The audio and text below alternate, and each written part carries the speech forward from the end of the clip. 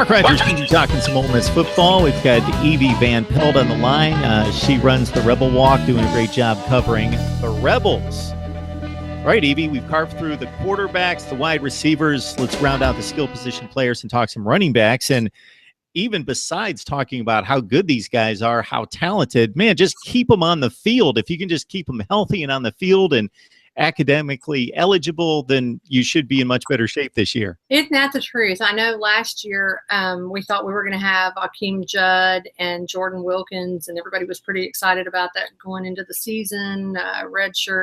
Freshman Eric Swinney. And so right before the season, we find out through no fault of Jordan Wilkins, there was an academic advisor who made some sort of a mistake when he transferred his major in terms of number of credits that you have to. Anyway, the long and the short of it is he was ineligible, and it was, again, no fault of his own. He didn't fail anything. He didn't, nothing like that. And honestly, if I can, a little aside, he was a great kid. He came out and said everything happens for a reason. God's got a plan for me. I'm going to be right there supporting my team, and I'll be back next year. And he was just phenomenal. It gives me goosebumps because he was such a good kid about it all. From everything I've heard, Wilkins, he's ready and raring to go. He looks good. He looked great in the spring. They actually kept him out of a little bit in the spring, just because he's going to be so important. They don't want anything to happen to him. And I don't know if you remember, but when Ole Miss went and played Florida State, opened the season with Florida State last year, and Eric Swinney finally gets on the field and then gets an injury, and I believe it's an ACL, literally, I think his first carry, and was out. So it's like, okay, we don't have Wilkins and we don't have Swinney. But anyway, I think this year, Wilkins is good. Swinney, from what I hear, is back. Devon Penniman, there was some talk last year, they thought maybe about redshirting him, but then that couldn't happen. He's kind of a big, 5'11", 235-pound bowling ball of a guy. Eugene Brasley's coming back. I believe Brasley, yeah, he's a senior. He can be electric. So, I agree with you. Keep them, we keep them on the field, keep them healthy, eligible, whatever. So, again, I keep going back to the offensive line. I think we've got a really good offensive line, and if we can keep these backs healthy, I think could be a good season. Evie, I definitely second those thoughts on Jordan Wilkins, because I remember when the news came down, and my initial thought was, oh, okay, another case where kid's doing something wrong here, and the facts got out right after that, and it was a very unfortunate situation. So I'm very impressed to hear his response. I didn't hear that at the time, what he had to say, because you're talking about, and I'm sure with thousands and thousands and thousands of student athletes playing various sports, both men and women out there, I'm sure this happens maybe a couple times a year somewhere, but we just don't hear about it because it's not a high-profile situation. But this kid's in line to be the starting running back for the Ole Miss Rebels, all lined up by no fault of his own. The season's completely taken away from him, and that's just very unfortunate. So class act and response out of him speaks volumes of his character. Eric Swinney, yes, this you're talking about roughly a top 10 running back coming out of Georgia nationally. And people were waiting to see him on the field. You get this big game against Florida State. You get off to a great start. And the first carry of the game, unfortunately. And then who was it? Kendarius Webster downfield in the first quarter. Your best cornerback out for the season. So it just, that was a brutal game. That team came out on fire, but it just wasn't looking good from a long-term standpoint right out of the gate for you. Right. I was in the press box for that game, and that opening game, and it was just, it was really, really, it was demoralizing to see that happen. And Kendarius, I think, you might have been watching. It was obvious. I wouldn't even look at they replay it on the TVs inside the the press box, I couldn't even look at it. I mean, it was just horrific, and it reminded me somewhat of when Treadwell was hurt. I was there for that game when Treadwell was hurt against Auburn that one year, broke everything. It's just so disheartening to see that happen to kids. And I think there was a lot of talk. They didn't know if Kendarius would ever be able to play again. And from what I hear, you know, knock on wood, cross your fingers, he's progressing, and, you know, rehab seems to be going really well. So I really hope that he can make a comeback. He was really, you know, he was a lockdown corner. I mean, it really hurt losing him, both his skill and his experience. And he was a leader out there. And so, and then Swinney too, you know, it was kind of like, oh no, what can happen next? That was a costly trip. Yeah, definitely. It was a rough go for you. Just all around, getting out to the 28-6 lead off the top of my head, something like that. And if you remember correctly, you wanted some predictions midsummer on that one, and I thought you would pull off the upset in that one, and I looked real smart there for about 2.5 quarters. But Right. And that trend kind of continued throughout the season. Not of you looking smart. That always continues. but you know, getting a lead, you know, Alabama, you know, that haven't been happening in a number of games. And so I think that some of that, I wonder if, you know, maybe in the latter part of games, you know, if you have some depth issues, maybe that shows a little bit in the later part of games. Guys are more tired, you know. But I do think that offensively, I think the Rebels have a lot of depth. They're really deep. You know, again, the offensive linemen usually really like the Rebel walk, because I'm all about the offensive line. I think if, you know, you got to have those guys, and they're big and strong and very cohesive and experienced. So I think that bodes well. Well, to set the record straight, me looking smart has never been a trend, Evie. But yeah, I love that you give love to the offensive line, because I try to do as much here as I possibly can for offensive line play and breaking down the position groups, because those 5 guys have to play together, have to be in sync, and nobody hears anything about them unless a left tackle blows an assignment and the quarterback gets blindsided, or there's a holding penalty or a false start. Otherwise, these guys are nameless to everyone. Even big college football fans, they know who the 4th wide receiver is, but they don't know your best offensive lineman most of the time. And these guys are extremely important. I would argue the most important unit. The quarterback's the single most important player, but unit on the field. I absolutely agree. And I know when I first started the Rebel Walk and was fortunate enough to have some really good photographers, I still have some really good photographers. But one thing I said was, you know, I mean, we put up a gridiron gallery, it's what we call it, after each game. And I said, get the offensive linemen. You know, I don't think anybody ever gets their pictures unless, you know, you're showing the quarterback dropping back, and then you happen to see who the linemen are. And so we've tried to make a point of really showcasing the offensive line when we can. And I was struck last year at Ole Miss Media Days. They seemed very cohesive, you know, and I think they got a lot of chemistry. They even talked about the chemistry that they had. So it'll be interesting to see. And I think Greg Little, phenomenal left tackle. And I think, you know, he's got a season under his belt. Sean Rawlings will be phenomenal at center. And I think I mean, I just think we've got some really experienced guys, Javon Patterson, Jordan Sims, Alex Gibbons. I just think that there's going to be, plus, like I say, some of the backups were all, you know, they redshirted them a year, so those big guys got even bigger, you know, bigger, faster, stronger. So anyway, but yeah, I'm all about giving love to the offensive line. So.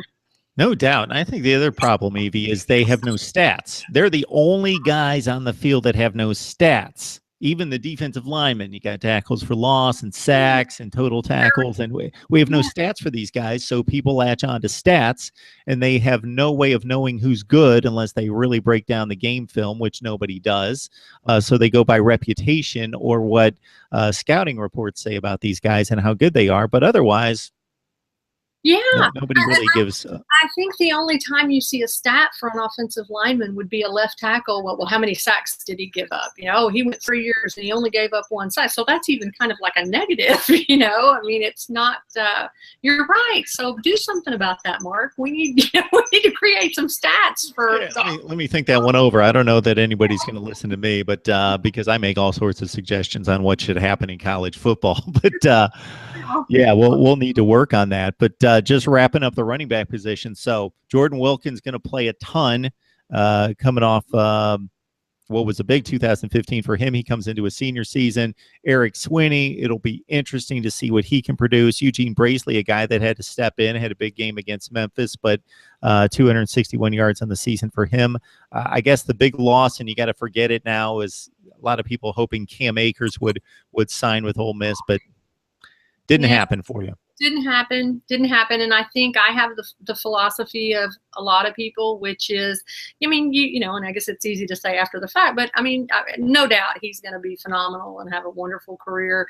Wish him the best. But I mean, you want the guys who really want to be there. I mean, you want the kids who are really going to be there and are excited about being an Ole Miss Rebel. And I think that they've got a real strong group of running backs, and I think that combined with Patterson's abilities and the offensive line, I think I think that it could get it. I hope that Ole Miss has a better rushing season than we've seen maybe in the past, and I think that's doable. Now I'm still, one of my favorite pictures that my photographers ever took was in the Egg Bowl a few years ago in Oxford when Jalen Walton went around the corner and went, was it 99 yards, 96 yards or whatever, but the photographer got him one of his pictures. He was running by and literally running right by Dan Mullen, like this far away from Dan Mullen, and the look on Mullen's face. I still love that picture. I keep meaning to get that picture framed. So anyway. Well, not to dig up old wounds since we're talking 2017, but I think this was the difference in those back-to-back years that you beat Alabama and were that close to winning the SEC Western Division. I think this was the difference in the team being on that Alabama LSU par. Well, you were as good as LSU at that point, but knocking off Alabama to win the division is the running game wasn't what it was for other teams. Certainly Bama and LSU had superior dominant running games, and there was just so much emphasis on the passing game, and the running game really just didn't supplement it to the point that you needed to be a championship caliber team. Right. And I think that, that was a lot of talk when, Ole Miss hired Phil Longo as the offensive coordinator, came from Sam Houston. And I think a lot of people were like, oh, no, air raid. I mean, but from everything that I've taken from what Longo has said, I'm not worried. I don't think Ole Miss is going to be, I think we're going to be working really hard to have a ground game. And I actually, I mean, again, I get accused of being a little bit of a Pollyanna, but I'm pretty optimistic offensively this coming season. I really am. So I think you're right. I think that's the difference. And I think if we can just get over, a little bit more production out of that spot, then I think that it could open up a lot of things. And I know Jordan Wilkins, that we talked about, is very, very motivated. I mean, I think that was one thing that was so hard last year is going into last season. He had worked so hard in the off season, knowing he could, be out there for the starting running back position, which made it even all the more heartbreaking. And so, when you think about losing a year when you're not planning on it, staying motivated and working out. And I mean, he looks great. He looks like he's in great shape, ready to go. So good stuff. We shall see. She loves the Rebels, and she knows the Rebels. That's why we bring her on. Evie Van Pelt, the Rebel Walk. You need to join her and the rest of the staff right there for the best in Ole Miss football coverage. And can you believe it, Evie? It seems like summer just started, but SEC Media Days is in like 10 or 12 days.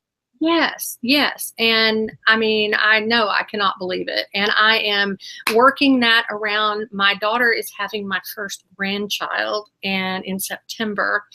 And baby shower for her is July the 15th. Coach Freeze is July the 13th. So she's in Mississippi. She's in the Brandon area. So she's maybe 3 hours from Hoover. So I'm like, it's going to work out great. I may stay there until she gives birth. Who knows? But don't tell her I said that. But anyway, it's funny. I hear a lot of the quote unquote, traditional media talking, bad about, SEC media days. Anybody can get into SEC media days. Anybody can get a credential. And, maybe, I don't know what it is. I enjoy it. I think I've been the last 4 years, and I'm going to go again this year. I mean, you never, a lot of it, what they're going to say, but I don't know, like last year, Hugh Freeze made a funny comment about it's all fun until the rabbit gets the gun, talking about hunting. And I just thought that was the funniest thing. I tweeted that and had just zillions of comments and retweets and engagement with that. But so I'm looking forward to it. I'm hoping for the day that I get enough nerve to ask Nick Saban a question. And I haven't been able to do that yet. I think this needs to be the year. What should I ask him? What could I ask?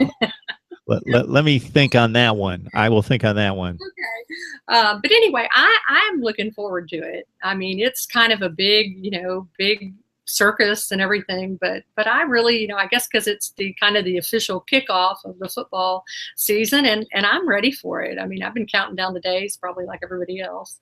Yeah, I went to 6 straight, and it wasn't nearly the circus. We thought it was a big deal then, and it was for that point in time, but it wasn't nearly the media circus that it is now. Whatever, 12 or 1,300 media outlets with all the internet outlets. That's what's changed things versus when I last went in 2000, and it was just basically you needed to have a legitimate TV station, radio station. Otherwise, you weren't there. So there was maybe, I don't know, I can't even compare the media situation, but a couple hundred around from the South. Yeah, it's just blown up. And with the SEC network and everything that's going on there, it's a TV event. Right, it is. And I'm looking, I don't believe Ole Miss has said which of their players will be in attendance. I know that some schools have announced. I think maybe South Carolina did, but I'm not sure. But anyway, I'm looking forward to that. I know last year Chad Kelly was there, and Evan Ingram and DJ Jones, all, three good kids. It was really, really great to talk to them, and they're all dressed up in their Sunday finest, and it was entertaining. And I mean, I enjoyed listening to, all the players. I mean, Leonard Fournette. I mean, it's really, if you think about the amount of talent that's there, and, just seeing the way Nick Saban looks at people when they ask him questions, that's pretty entertaining too, just on a level of people watching. So anyway, I'm looking forward to it. I mean, it does not bother me at all that some turn their noses up at it nowadays. I will be there and be very grateful to get to be there. Yeah, we could usually count on Steve Spurrier for saying something. Now Brett Bielema's kind of taken his place, so we'll wait and see what he has to say. Les Miles is absent. He's going to be missed because he usually had a couple gems as well. Yes. All right, Evie Van Pelt, the Rebel Walk. Please join her there. Evie, it's always a great discussion. It's been a while, and I'm so glad I could track you down. I'm really glad you had me on. I'm really grateful for that. I appreciate it, and I hope I get to come back.